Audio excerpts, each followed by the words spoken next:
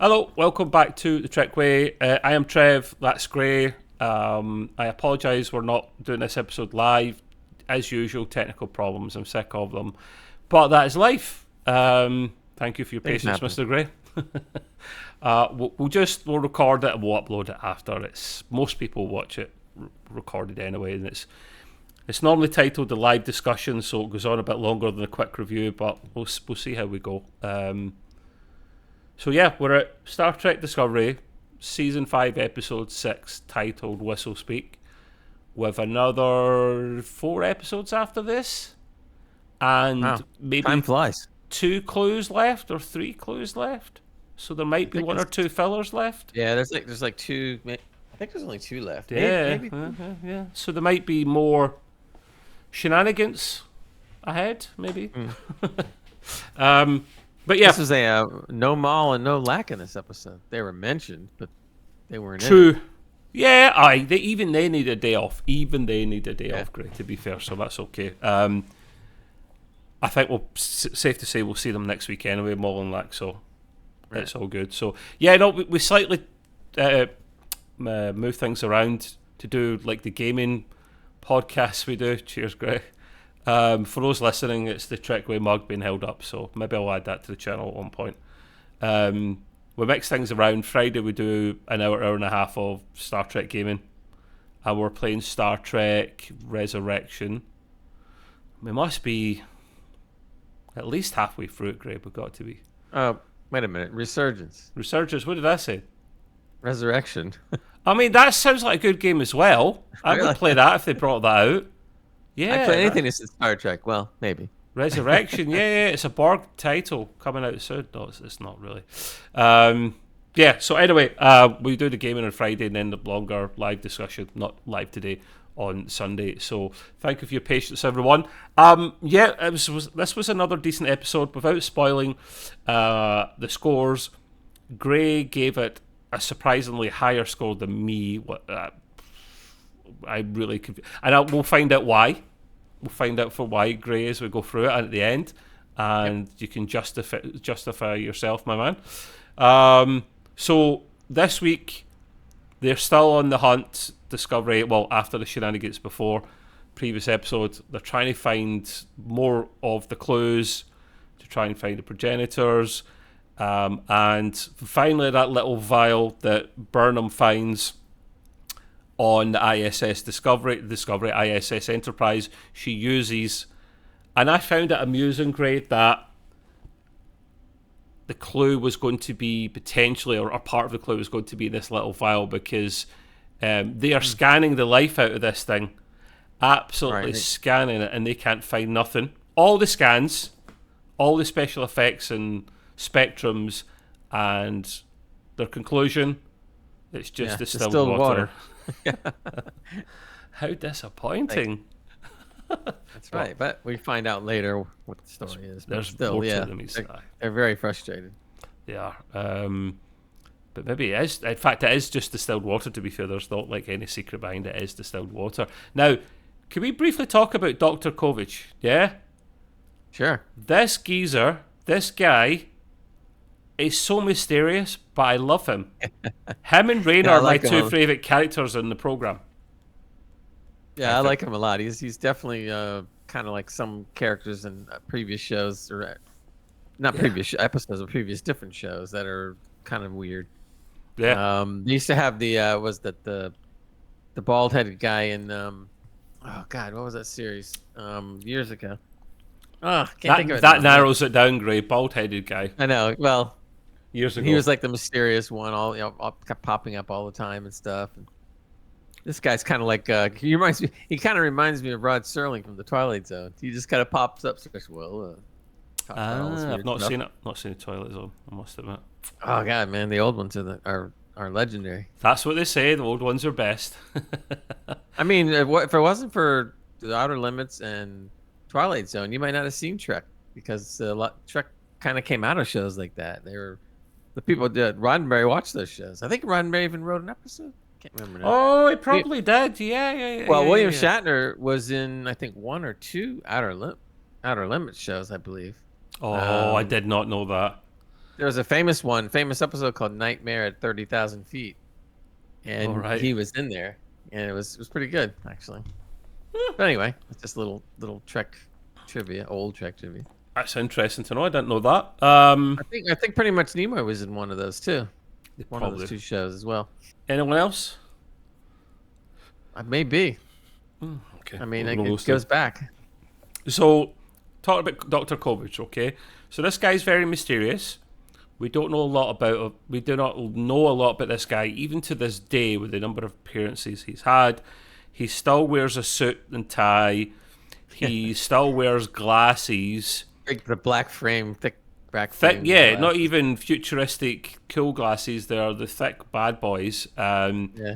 And he does it for aesthetics. He likes it. Now, he's asking Burnham for an update on what's going on, and she says, yeah, we've hit a brick wall. There's no point beating around the bush. We've hit a brick wall. I'm a little bit lost. And Kovich, this time, actually helps her instead of the other way around. He has some clues. He has some clues of his own to help with the clue, which I thought was cool. He was pulling the finger out for once. He says, I can be useful sometimes. I paraphrase. And he's got some contacts. And he said, have you ever thought that all these scientists, each of them had one of the clues, right? They all have a specialty, which makes sense. And the specialty for this clue was a guy that dealt with weather pattern systems and weather devices and just weather, atmospheric weather, that kind of thing. There's probably actual climatologist or something. He dealt with all that stuff. So there's a good chance that that's why you've got the vial of water, because there's something to do with that. And turns out there is. Denobula's mentioned, which is always cool. I was hoping to see some of the Denobulans back again after Enterprise, but no. But the Denobulans had a trade route many trade routes a long time ago, and one of them had this planet that they need to go to in the middle of it that had problems with lack of rain, and when they get there, they find out that there's basically, it's not been raining for a long time, and there's devices on that planet that literally can make rain from the atmosphere, and that's where they go, it's water, it's weather, he's an expert, I get it, that makes sense. So they go to the planet. Of course, black alert right there immediately. It takes the fun out of it. See, when you used to go to warp. Wait. We have to go back to the piece of paper.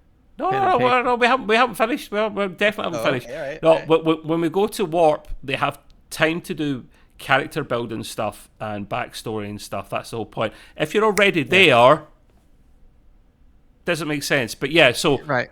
Culber does have plans. Yeah, not Culber. Kovich does have plans. He does have contacts of his own. And he does, you're right, Gray.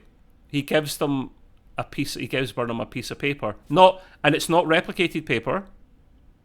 It's real paper. He makes a whole deal of going And this is an actual legal pad. Back when they used to use these things. And I'm looking at this thing, and of course I've used those stupid things all the time. From the 21st century.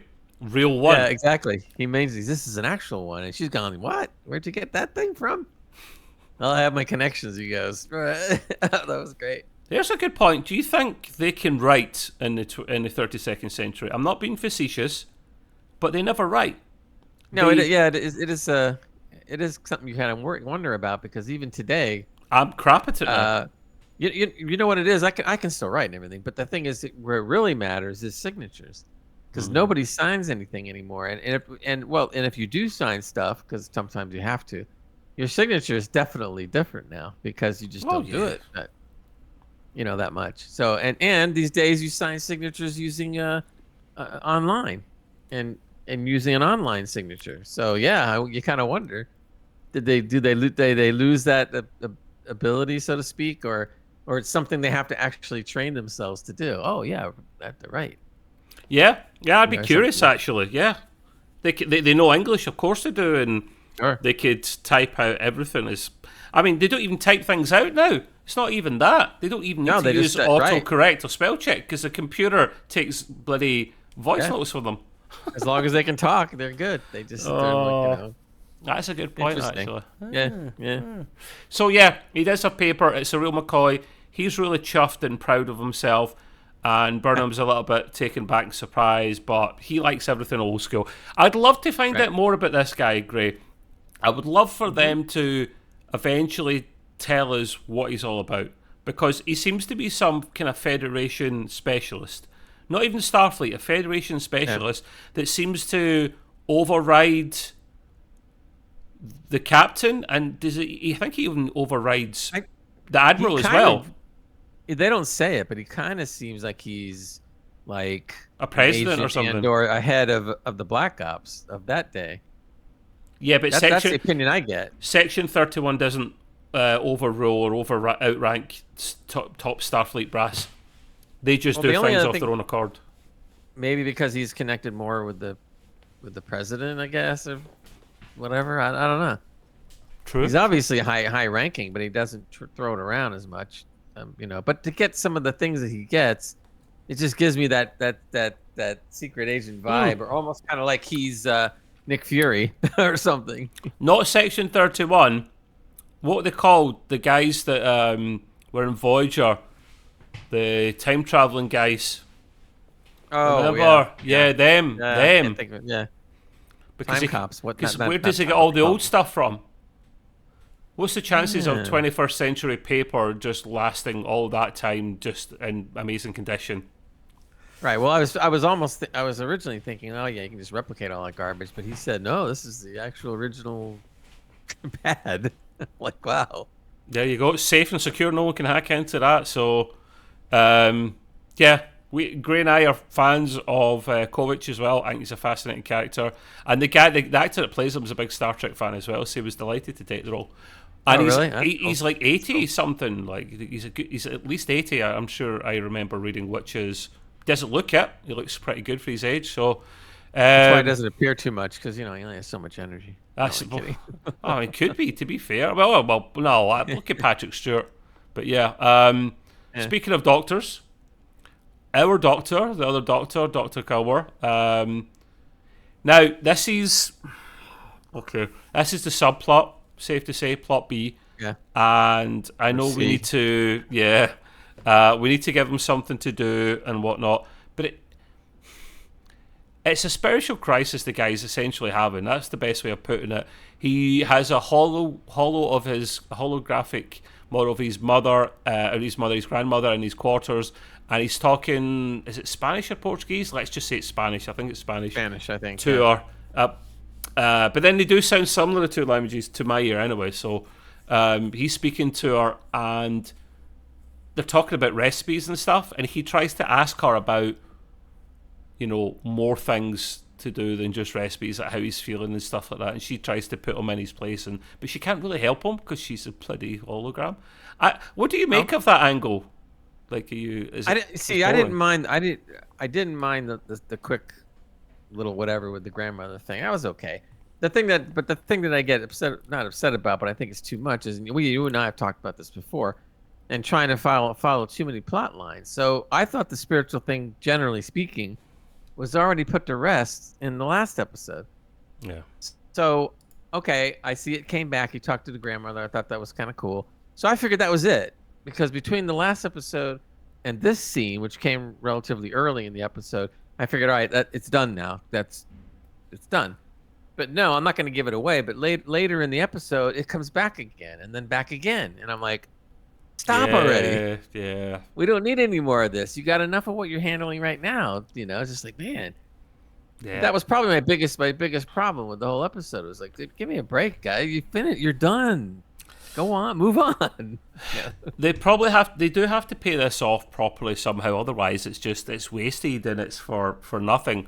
So we'll see what happens. But he wasn't quite right even before the Trill thing. I think it's like coming back from the dead. He just couldn't handle it.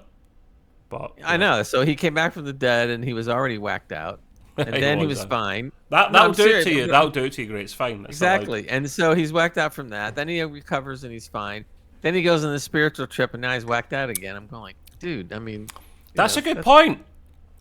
It should come with a warning message when you swap consciousness with someone else, another alien species, right?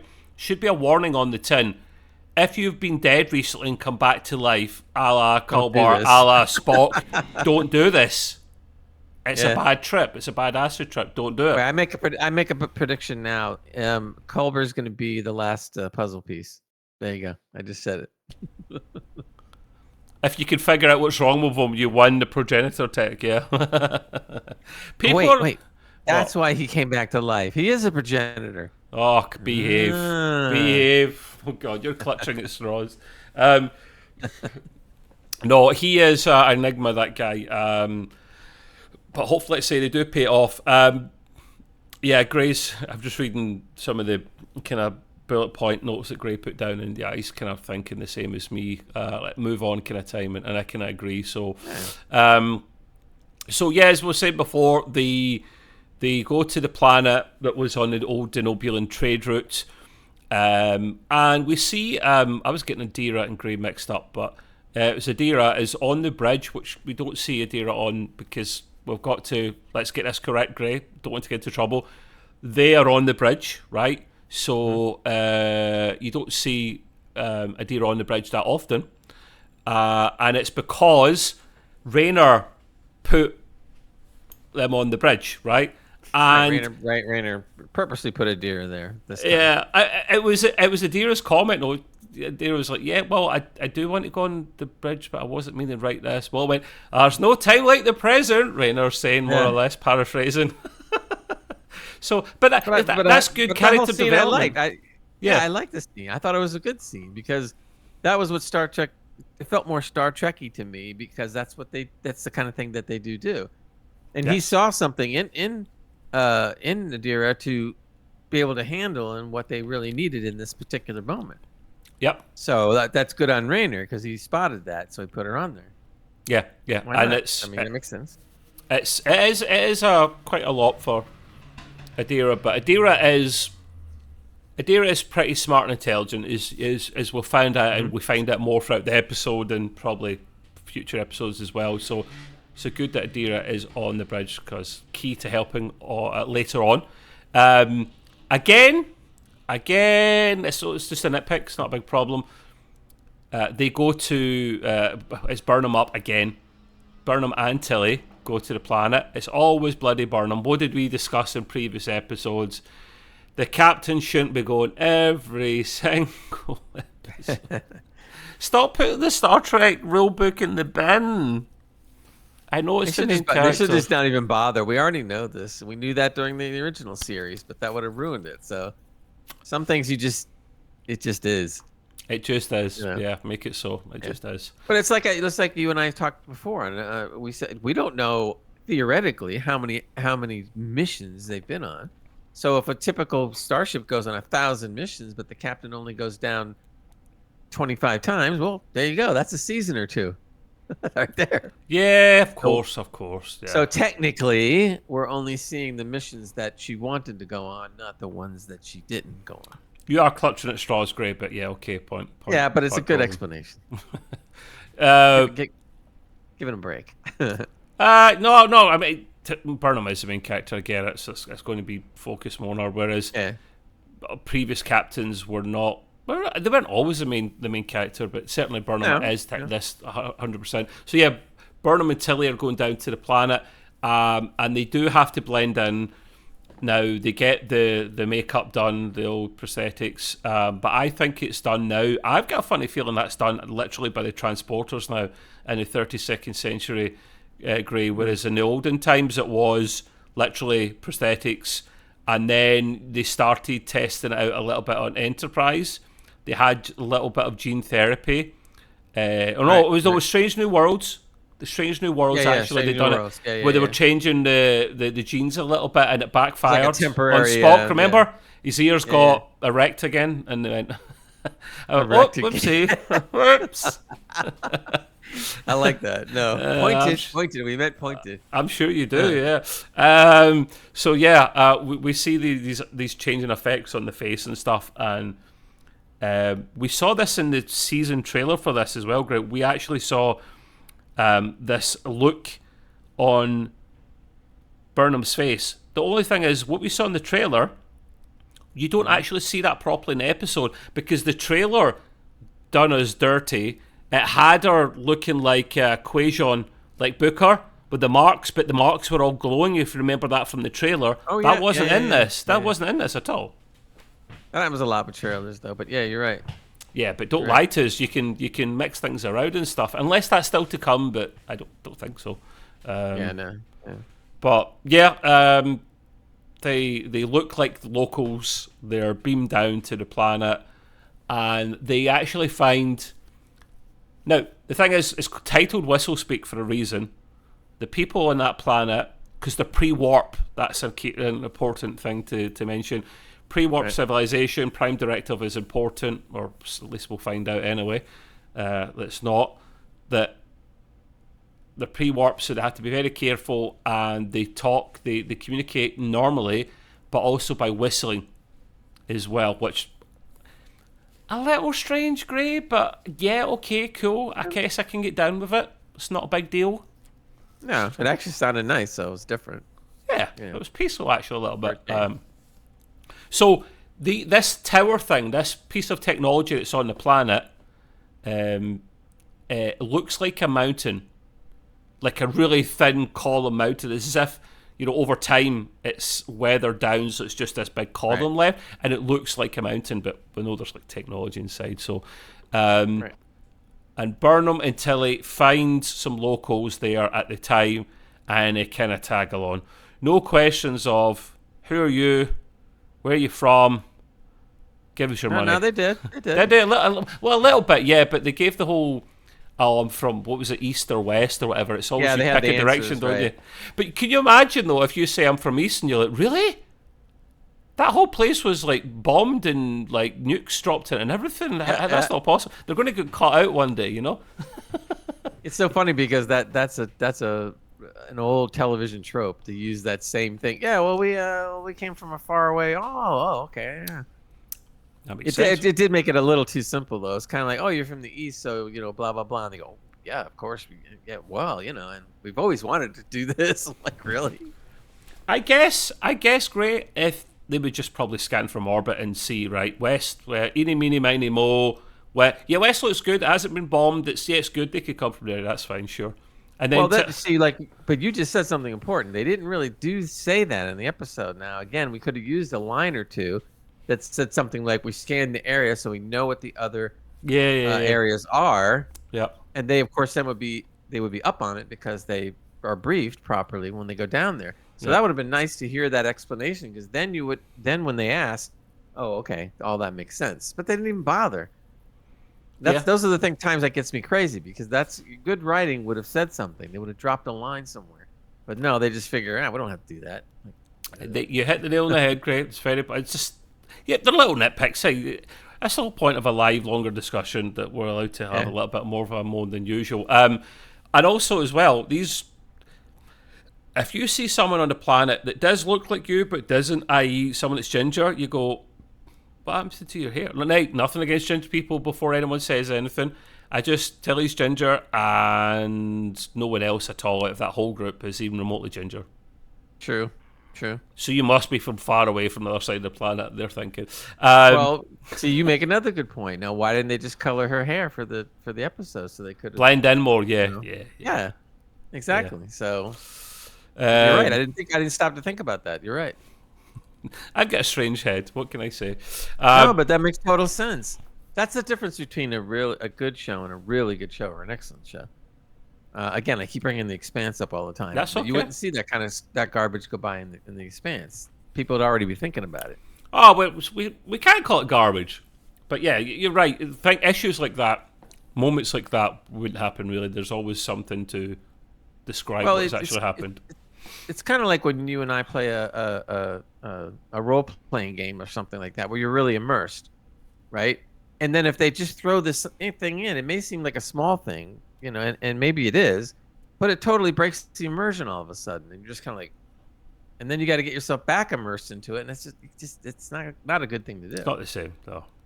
Yeah. But anyway, Burnham and Tilly, they do tag along with these people because they're heading to the temple, as they call it, or the weather monument thing. So they tag along. That's kind of cool. they meet this older woman. It's kind of like their leader, unofficial at least anyway. Seems like a decent character. I liked her. She was cool. But she starts getting ill because they're coming from so far away because of the lack of water, and this place can give them water, and they have to make their way there. But this older lady, she gets really ill to the point of like she's struggling to breathe, she's choking quite badly, coughing a lot, and they get to the monument that they're going to. There's a little village just outside, of course, and they meet the village leader and whatnot. And what I thought, right, she's struggling. She's going to die if they don't do something, Gray. And they put her on her side, and you can hear Tilly and Burnham. Well, it's actually, I don't know if it was Tilly or Burnham. It was Tilly that said, "Listen, we need to help her." As in, we need to. But the thing is that back in the olden days, right, you'd need the med kit, wouldn't you? Even in the 24th century, right? But at that stage, the little, if their badge is underneath, that badge probably does bloody everything, and whatever's around their arm does everything. So they could just quickly on the slide just sorted like a little bit like Bones in Star Trek IV: The Voyage Home, where he gives that tablet to that woman, and by the end of it, she's almost doing a dance on top of the because she's cured. Something like that could have happened, but Burnham's right. There's the Prime Directive, which I find ironic considering what we'll talk about later on in this episode. But we can't do it this way. Let's help another way. And it's the village leader that actually helps. Now, I found this bit really cool. He uses sound therapy is the best way of describing it. He gets a bowl, like a metallic type bowl, and one of those little things for smashing herbs together, whatever they're called, crushers or whatever, Pistol. Thank you. It's called a pistol, I believe. A pistol? Mm-hmm. As in... Yeah, but it's spelled Pistil. Pistol. Learn something every day. Crush the Yeah, that makes sense. Just full of trivia today. Full of trivia. Crush the trivia. But yeah, he gets the pistol and he puts it round the bowl. And if you do that in real life, you've heard that kind of noise that you hear in this, but it's obviously exaggerated. It just makes some kind of weird kind of noise. Harmonic. Yeah, harmonic. It's like a harmonic tone. You can do that with the glass. You know how you sometimes have those thin glasses and you rub your finger on it, it goes woo, like that. That's probably an apt description of it, to be fair. But he does it. It does it at such a kind of frequency that it's weird. He does it at such an angle as well that the dust that's in her chest just comes out of her mouth a little bit, and then at the exact same time Burnham passes out. Turns out that for newbies that's quite overwhelming, which makes sense. But I thought that scene was pretty cool, Great. It wasn't necessarily futuristic technology that cured her. It was old wifey tricks, I guess, is maybe a way of describing it. Old something that was passed down for ages or whatever. Yeah. I thought it really was cool. At first I thought maybe what the guy was doing was totally stupid and they were going to have to give her a shot of something. Yeah. So I was really pleasantly surprised to see that they handled it quite well. And so it made, okay, this makes sense. It does. So, yeah, it was a very good scene. It really was. It was a good idea. I'm starting to understand maybe why you gave it the score you did. We do find out that not just anyone can enter the tower of the temple. Of course they can't. They have to do something kind of more special and unique to get in.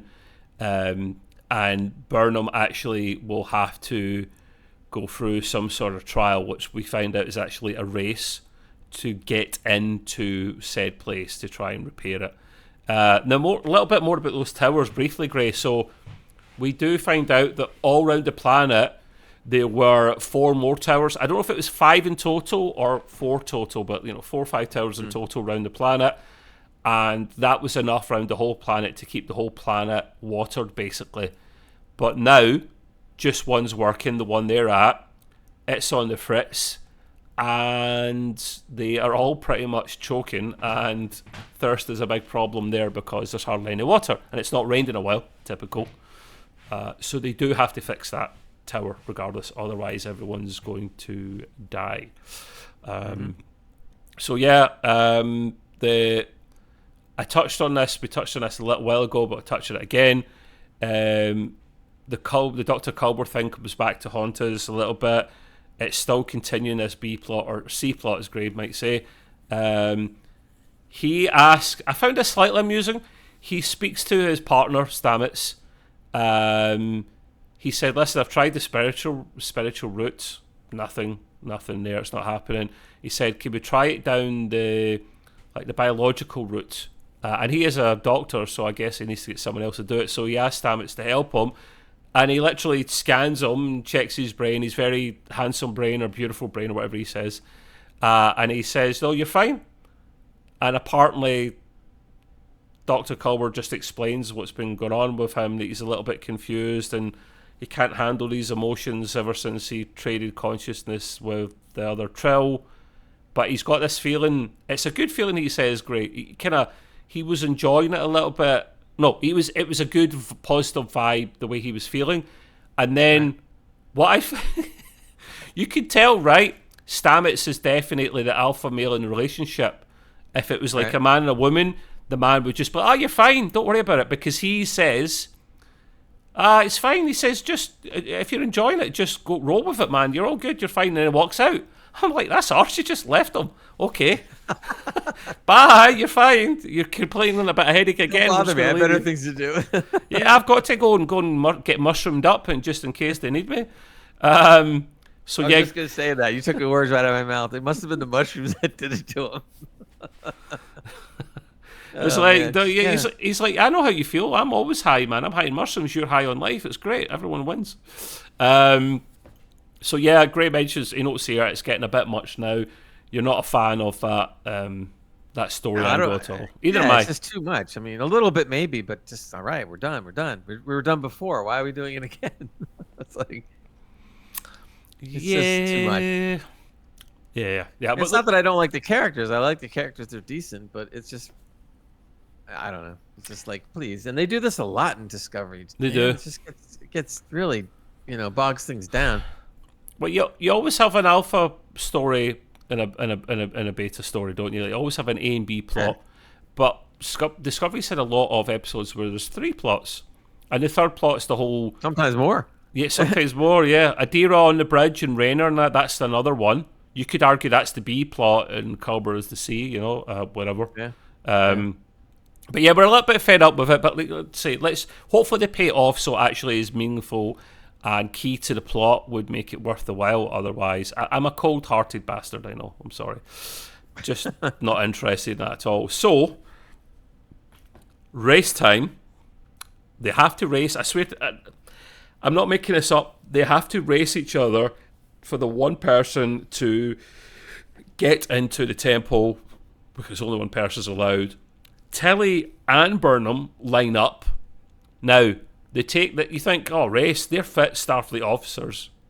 They should get there. Yeah, no problem, and win. But every single one of them has to take some kind of cube, little pill, that I swear to God must just be salt, because as soon as they take it, they're absolutely thirsty as hell.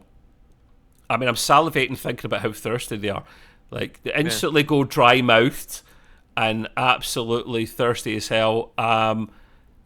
And that's cruel. The reason they have to do this race is something, it's to please the gods, and only the worthy can win, and blah blah blah. And I just thought, okay, I get why they've done that. Great, it's a story plot element. It's to weed out the weak and all that kind of stuff. Yeah, you can't just have all these kind of fairly fit people doing it, so it doesn't make any sense. The only thing that was funny is when they first took the pill, they're all going, I thought they were gonna die right there or something. They're like, what the hell?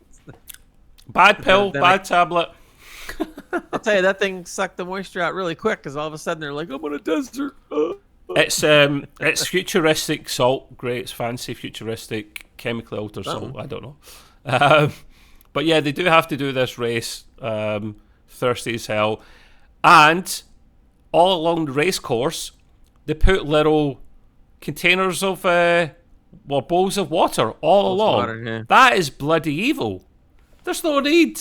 Oh, it's temptation from the gods, the person who made it way back, and they done it thirsty, and they did not give out to temptation. I'm like, give me a break. Okay, fine. So the big race is on. It isn't fully explained how exactly this pill works. You're right, Gray. It wasn't fully explained. In fact, it was barely explained. It was a religious element. That's the religious part, but you didn't tell us about what the actual... I mean, the cube. If you look close, the cube even had this little inscription, an image on it. It did, on the sides. Yeah, and I'm going like, oh, what's that about? And nothing. They don't explain it. You just take it and you're choking and dying. Yeah. Yeah, it's like, okay, whatever. So they go off running, Tilly and Burnham, and also they're joined by the village leader's daughter, kind of young girl. She's wanting to get in there because she loves the gods and all that good stuff. Tilly continues on the race, but Burnham sees, or they both do, they see like leaked radiation along the side of the race course, and they conclude that it probably came from the device, which kind of made sense. It's the way they discuss it and describe it, it does make sense that that's probably where it came from. So they have to split up, which is fine. Tilly will continue on the race, and Burnham will go follow on the trail of the radiation, see what they find. Fair enough. Okay, that's fine. I'm happy with that. Yep. And then Burnham finds a control panel. Now, it's a normal rock sitting out there in the woods, and she can... The handy thing is, right, they have their markings on their heads, Tilly and Burnham, but they also have an implant in one eye so they can scan shit. So you can scan. Which is cool. So that's a sneaky way around it. And she scans the rock face and sees that there's a control panel underneath. She finds a little latch for it to kind of open out. I'm surprised no one's ever found it, but it is out in the middle of the woods. Well, they're not technologically advanced enough to even... That's true. They wouldn't even think to look for it, I guess. Right. Yeah, 100%. They're scannerless. They're scannerless, yeah. They are very much pre-warped. They're not even Industrial Revolution stage, so... So she has to repair this panel to basically get the unit back up and running, the weather unit thing. Otherwise, let's say everyone will die. And she does repair it eventually at one point, but the race between Tilly and the village leader's daughter is kind of interesting because they're basically taking the piss out of each other, Gray. The young girl's kind of basically egging on Tilly because she's obviously younger and fitter and whatnot. And they do get to almost the finish line, but they're told to stop by the village leader, and he's going to add even more insult or salt to injury by saying, stop with the gods, blah, blah, blah. You have to cross the finish line with a bowl of water and resist temptation. How difficult can it be? It was a few meters away. It wasn't far at all. So yeah, they're going along with their water each, container water, and the young girl trips, and her water goes everywhere. Oh well, Tilly wins. That's a shame. But it wasn't quite as simple as that, because as we find out, well, Tilly's generous. First of all, it's a kind-hearted nature. I know you don't like Tilly, Mr. Gray. I get it. No, I respect it. But she kind of done the right thing here by helping out. She goes back. She could have won the race, but she feels sorry for the young girl. She actually goes up to her. And I thought, do you know what I thought she was going to do? I thought she was going to pour all of her bowl of water into the young girl's bowl, give her the whole thing and say, just you go. But no, she didn't even check the rule book for the race. She pours half of the water into her bowl, and they both go towards the finish line, right? But it's the look in the village leader's face, the father. Because as we find out, he's devastated because the one that wins is going to be sacrificed. Until he's like, what? Sacrifice? What? Why? What are you talking about? Why? I'm kind of jumping ahead of myself a little bit. Yeah, but it's always sacrifice, Gray, with gods. There's always got to be something that's very Stargate-esque. This episode gave me a vibe of Stargate, actually, at times. They've done this before in prior Star Trek shows too. I mean, especially in the original series. Well, yeah, it's an easier storytelling element without lots of special effects, isn't it? So, right. So yeah, I apologize. I slightly jumped ahead, but Adira does come back into it because she hasn't. she's kind of helping out, getting this tower back up and running again via the control panel at Burnham's at. But she's a little bit sorry, I apologise. They're a little bit confused about what to actually do here. And Rayner again gives her encouragement, which I like. Gray, you liked that scene. You kind of commented as much. Mm-hmm. It was Rayner doing the good commander thing and giving her the confidence she needed to. For them to do the job and finish it. Which I respect. Well, I love Rayner. I've said it many times before. Adira knows what Adira's talking about, so a bit more confidence. So yeah, they're going to go towards this monument thing, and as Jar Jar Binks once was quoted as saying, "We's are gonna die," but I'm not saying it in his voice. No way. Oh God, no! Please don't. The worst character to ever been in I wonder what Hans would say. Right now, it starts to get a bit controversial, Gray. Of course it does. It wouldn't be Star Trek Discovery unless it was controversial. Burnham finds out that Tilly is going to get sacrificed, right, via Discovery. She's going to go to this monument thing. Okay. Now, she can't beam Tilly out because I get it, she's in a properly sealed unit, I get that. But they can beam Burnham in to outside the main chamber where the father is that set this off. Right. Now, we can't beam her in, technically, because, well, technically we can, but we can't really do it because of the Prime Directive. And Rayner says as much. It's his job to say, Captain, Prime Directive. And Burnham goes, no. Well, not no, but we have no choice. What did you make of that, Gray? This is the second time in a row that the Prime Directive has just been pissed on. I mean, it's too willy-nilly. You break it when you really have to, yes, but not 2 episodes in a row, or is it 2 and 3? Right. Well, this is where the episode again starts falling flat a little bit, because first of all, when she beamed in, the father didn't really have to see her. They could have done it where she beamed in, the father's back was turned, and she is there, and she just said, "Oh, I just." Well, he was, but he turned around. I think it must make a noise when you rematerialize. Maybe it could be, but I would have written it so in such a way that she beamed in quick enough to where he didn't see anything. Yeah, and so you could have protected it there. Then the only thing is that, like you were saying, is why couldn't they have thought of something? I mean, put their writing heads together. I know it's not easy, and try to think of a way that they could get around the thing without having to blow the Prime Directive totally out of the water. There could have been a way to do it. I mean, if I sat down long enough, you and I, and thought of it, we could come up with something. So, and surely they could have. But again, now all of a sudden they're going to the quick way out. Again, this is part of the problem with the Star Trek writing these days, especially on this show. And they just go the quick route and go like, oh, it's no problem because, hey, the Prime Directive has been broken before in other episodes. Yeah. So, everybody will just accept it. And no, we don't want to just accept it. You got to come up with a much better reason, or figure a way around it. There's got to be a way around it. You can do it. Think of it. But they didn't bother. And so that really drove me nuts. It's just kind of, come on, man. That's too easy. What did she do prior to break the Prime Directive? Was it the episode before or 2 episodes prior she broke the Prime Directive? I'm trying to remember what she done. I think my point behind this one is, right, so I'll get to, I think I note this point later. I don't want to jump ahead, certainly, of what I'm going to talk about. But no, I'm not a fan of that. The Prime Directive has to be, I understand why it's broken the odd time. The captain has to make a decision. I get it, but don't do it willy-nilly.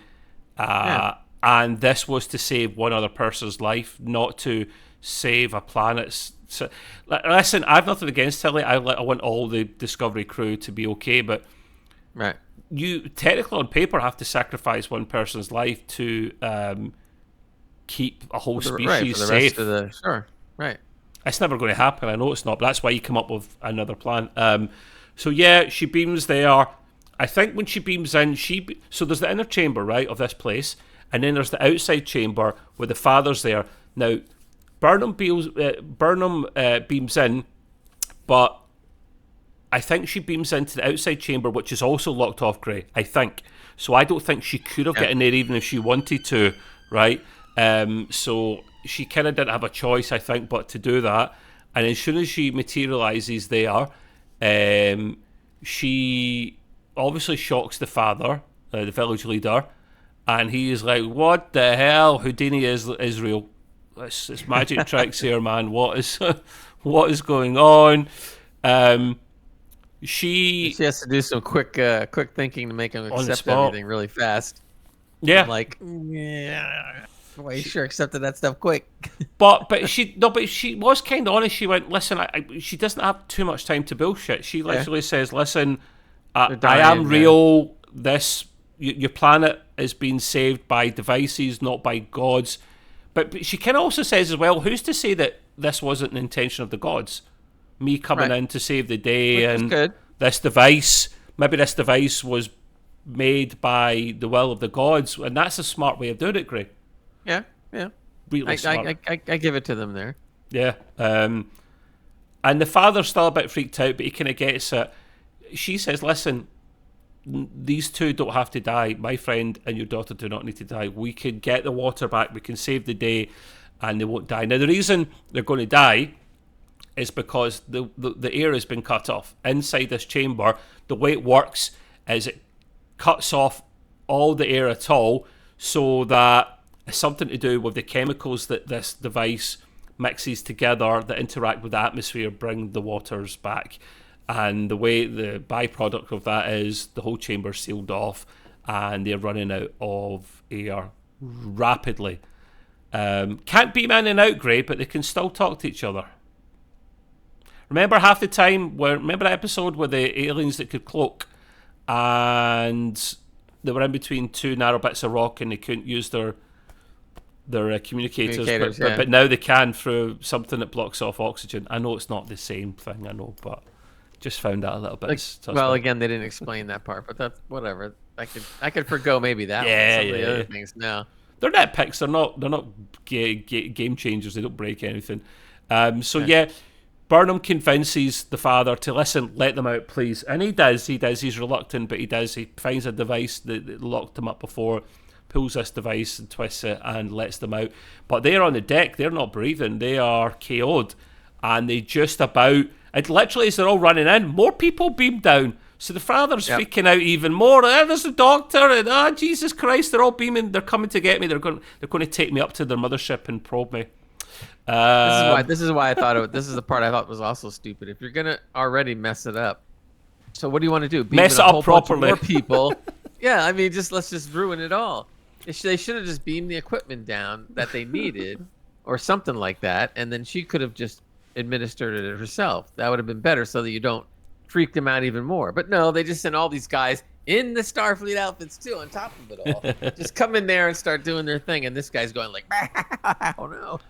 Surprise. It's like, okay, yeah, mess that one up big time. Okay. Listen, I know some people might watch this and go, really? Come on, this is what you're complaining about. It's not really a complaint. It's just the little nitpicks. It doesn't necessarily ruin the score. It's just little things that I'm thinking. Well, but wait. A couple of things we talked about are bigger than nitpicks. But the problem is when you add all this together, it becomes a bigger problem. Yeah. I mean, a little this and a little that, fine. But this was like a lot of this and a lot of that. And then you just have to squeeze it all together and go like, wow, that's kind of much. Yeah, takes the score down a bit for sure. Right, the clue and the vial of water from the start of the episode does come into play. There was a little symbol on the side of it, but no one could make heads or tails. But as Tilly is suffocating slowly, they do see symbols on the wall, and one of them matches up with the vial. Now, you don't see this, but I'd imagine the last part of the clue was hidden behind there somewhere. They don't actually show you that, but that's the kind of logic you pick from that, because they do get the last piece of the puzzle. And Tilly and the young girl are okay. They are resuscitated just in time, thankfully. And the rains finally come back. That was a kind of cool scene, Gray. The water started coming down. It was a beautiful shot of the planet. So they repair this device, but they give, tell me if I'm wrong, they give some limited knowledge to the locals to be able to Did it give the locals basic Yeah, knowledge well, to maintain the device, or are she, they coming back? Burnham said that she was going to train, as she was That's it. talking to the father, she was Yeah. going to train him how to fix it, because she said it's going to happen again. It's going to break down. You got to maintain this thing. Yeah. So she said she was going to explain to him how they're going to do it. The job that the father has is no small task, which you don't see obviously, but he's going to have to figure out how to explain all this stuff I know, and to as his well, people. like that's going to mess things up even more. Sure. You're bringing technology to him. They are going to be supercharged in how quickly they get to that stage, that the stage of technology because of this now.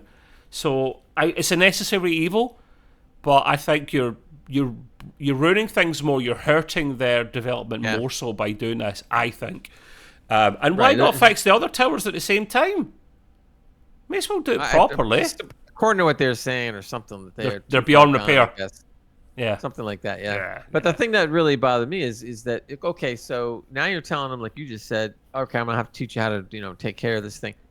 Well, they didn't really have to do that. What they could have done is they could have just notified Starfleet, and Starfleet could send a ship every couple of years, beam somebody down, fix it, and beam them off. Mm-hmm. That's not hard to do. So again, we're not brainiacs here, okay? But the writers could have thought of that. If we can think of it, the writers could have thought of that. And again, you would have limited it to contact, and again, you could have kept to the prime directive. But no, they just had to go all out.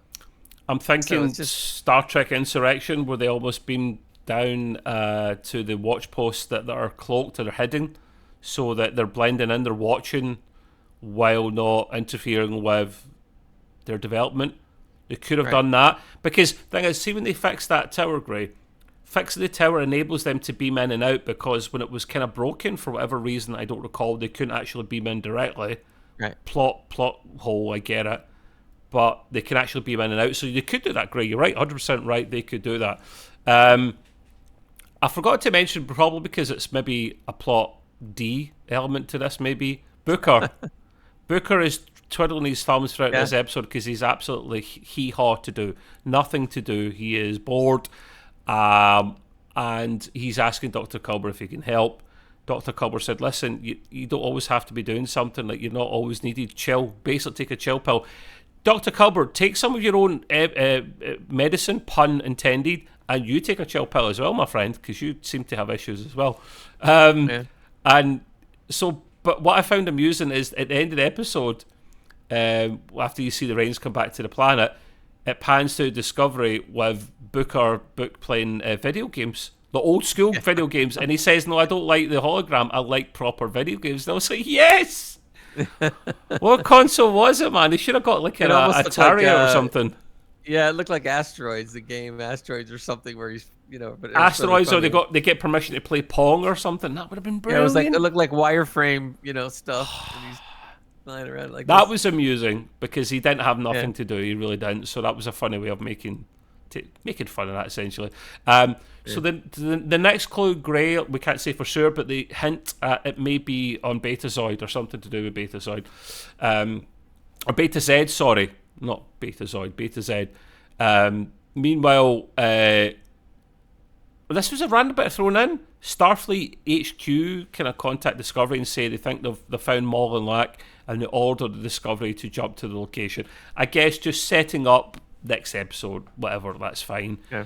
Now, the last bit that we finish here with, Gray, you've put your opinion down here, and I want you to tell us what it is, but I note here it wasn't the last part of the episode, but it was the general breaches. I like to also call it General Order 1 before they call it the Prime Directive, which says you cannot in any shape or form interfere with a pre-warp civilization at any costs. Yes, once in a blue moon it's done. But Gray, you've noted something down here. Do you think they should at least acknowledge this in the next episode, even if she gets away with it?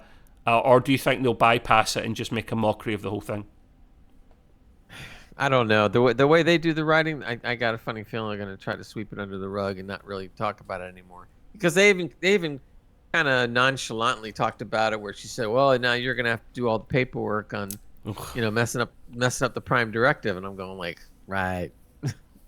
So they just kind of sloughed it off. And like we've been saying the whole show, we already came up with an idea that to keep the prime director secret. Writers could have done that. This show could have been a 10. Let's put it this way: if they had just closed up some of these stupid things that they did, because it really had the makings of a good episode. I really was enjoying a lot of it. But man, when these things came up, it was just like shooting a hole through it. I'm going, yeah, this is good. This isn't bad. This is bang, and it's just like, oh. And then you get back into it again. You're going like, yeah, okay, this is good, and this scene's good, and there's a bang, and like, oh man, it's like like somebody popping a balloon next to your ear when you're really into something. It sounds like that pistol's coming back to haunt us. Yes. But I was just like, oh man, and so this episode more than any other episode I thought could have been so much better if they just took a little bit of care in the writing and covered up some of these things and gotten rid of the D plot hole and the C plot hole. It would have been great, and that's why I'll just kind of move into my rating. What's your score and why? Yeah, I gave it an 8 out of 10. I was being a bit nice. I'm surprised you gave it as high as that. Really? Because the parts that were good were, I think, over. Well, I'm not going to say it overcame, but it was almost like it was very, very good. I mean, it was really looking good. Yeah. So there was so many scenes that were really good that I had to give it a break and went with the 8 out of 10. But it could have easily been a 9 or even a 10 if they'd just done some of the things you and I pointed out. And it wasn't really like it was all that difficult. I mean, come on.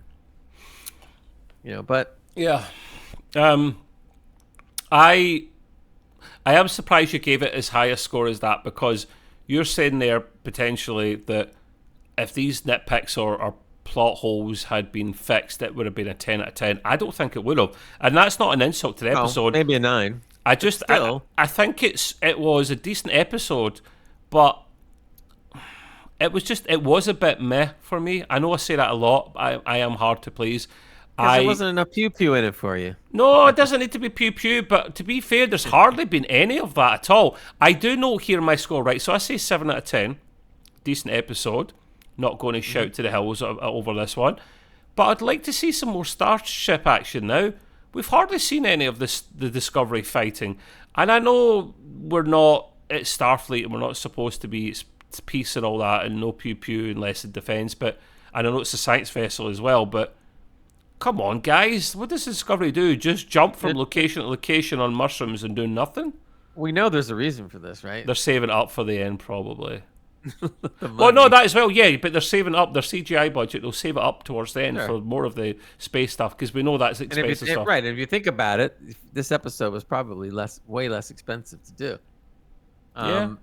Which makes it a better episode in a way, because they made up for it by some of the great scenes that they had. Yeah. But what they've just, I mean, the Prime Directive is not the nitpick. The Prime Directive is the big hole in the episode. Oh, hell yes. Because they could have avoided it. They really could have. And yet they didn't even bother. I think they actually filmed this in a forest, an actual forest. I don't think that was the green screen behind them or the blue screen, whatever they're using. Yeah, it did look like a forest. They used that, but I think they actually went out and bloody set on location for once, which is good. I like practicality where possible. Like poor Stargate does for every other episode. The whole of bloody British Columbia's woods are home to so many alien worlds, it's unbelievable.